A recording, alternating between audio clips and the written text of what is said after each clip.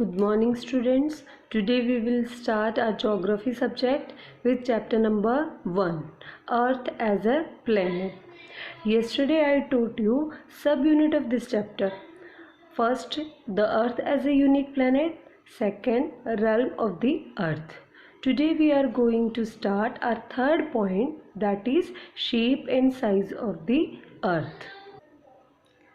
People in ancient times had the misconception that Earth's shape was like a flat table and feared to venture far into the sea. They thought that after reaching the steep edge of the table, they would slip down into the ocean. Even the great navigators like Christopher Columbus had difficulty in collecting his crew during his exploration. In 1519, it was proved beyond doubt that Earth is round in shape. Present space age, the Earth's spherical shape has been proved and accepted by all. Earth's shape is described as an oblate spheroid. Earth's shape is described as an oblate spheroid, although the Earth appears to be a perfect sphere. Okay, now it is not so. The measurement of the Earth as the equator and the poles show that it has a slight bulge. You can see here the slight bulge is there. It is not a perfect spherical bulge at the equator, while it is a slightly flattened at the poles. Thus, the word used to describe the shape of the Earth is oblate spheroid shape of the Earth. The Earth is shaped like an orange, slightly flattened at the poles and with a bulge at the equator. It is called a geoid. Geoid means earth shaped. Now come to our fourth point, that is proofs of the Earth's shape. The first proof is all celestial bodies are spherical. All celestial bodies are spherical. Spheres are the only geometrical shapes that are circular in outline. Sun, moon and all other celestial bodies appear to have a circular outline. Since Earth too belongs to the same system, there is no reason why Earth should be an exception. So we are not having any reason for that. Why our Earth is an exceptional case. Why the life is possible on the Earth. Now our second point is circumnavigation of the Earth. Time and again people traveling round the world in a different directions came back to the starting point. Now come to the third point, C point, that is line of visibility increases with height. You can see in the diagram when the line of visibility is, it increases the height. Here I had shown you the horizon from the deck and horizon from the top of the mast. An observer standing on the cliff sees first the mast of the approaching ship, then its funnel and lastly the hull. If Earth were flat, he would have seen the whole ship at once. But you can see in diagram, only these points are, they can see the first. Here it is written clearly, here it is shown clearly. The first is shown by the mast and afterward by the desk and afterward by the, so if it is a flat, then we have to see the whole ship at once, but it is not possible and we cannot see it. So it is proof that the line of visibility increases with height. Now come to the next point, sunrise and sunset.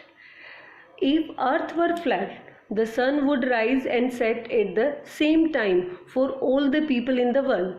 But the time varies all over the world. This is due to the round shape of the earth. This is also proved that it is the sunrise and the sunset time is differ in the different places. It is proved that our earth is round shape. Okay, now come to the next point. Horizon is circular. As viewed from the deck of a ship, the horizon appear to be a circular in shape. Now come to our next point. The earth surface is curved. Now again I shown you here the diagram. Here the A point, C point, they both are the equal, but the B point is greater than A and C point. When driving poles of the same size into the ground would find the central pole projecting slightly above the other two due to the curvature of the earth. If the earth were flat, all the poles would have the same horizontal level, but it is not there. The B is greater than A and C because it is not in a flat shape, it is a curved shape. That's why the poles are different in horizontal level. Now come to our next point, or we can say our next proof, that is a lunar eclipse. You can see in the diagram here sun is there, earth and moon. Earth comes between the sun and moon. So here we can see the reflection. So here the lunar eclipse are there. We can see here the spherical earth, the circular shadows are there. The shadow cast by the earth on the moon during a lunar eclipse is always circular. It is always circular. This proves that the shape of the earth is spherical. Our next point is aerial photographs. We can see in the TV programs, in books, newspaper, we are seeing the aerial photographs of earth. The aerial photographs of the earth sent by the artificial satellites and the various spacecrafts clearly show the curvature of the earth's surface. Now we will continue with our fifth point, that is earth as a home of humankind and the condition that exists here. First point under this heading is distribution of land and water. There is an antipodal arrangement of land and water on directly opposite side of the earth. The greatest land masses form an almost complete girdle in the northern hemisphere. The land masses are narrowest in the southern hemisphere. The Antarctic landmass has three protruding areas, on one extending toward the South America, a second toward the South Africa, and third toward Australia. Come to the second point, Earth, the only planet with life on it. Here we will study about, earlier I told you about the atmosphere, hydrosphere and lithosphere. All these three spheres are interconnected with the biospheres. Biosphere is the sphere of life which spreads over all the other three spheres. That is shown in diagram also. Okay, now biosphere supplies the essential requisites of life for all the species living on earth. It is therefore absolutely necessary that a balance is maintained among the different cycles like energy cycle, heat cycle, carbon and nitrogen cycle, oxygen cycle and water cycle on which our environment depends. So in that, first we will start our solar energy. The solar energy is most important for the ecological balance.